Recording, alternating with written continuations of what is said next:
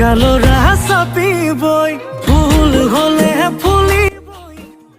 এয়া হৈছে তেওঁ পুত্ৰটি বাজলৈ ওলোৱা নিয়ম। সেয়া ভৰিটো তেওঁলোকে পানী খাইছে, নীলাই পানী খাইছে আৰু মাতৃয়ে পানী খাইছে। সেইটো হৈছে তেওঁলোকৰ বাজলৈ ওলোৱা নিয়ম কৰিছে তেওঁলোকৰ পুত্ৰ সন্তানটি। গতিকে আজি ভিডিঅ'টো ইমানেই। ভিডিঅ'টো ভাল পালে like comment share please subscribe my channel.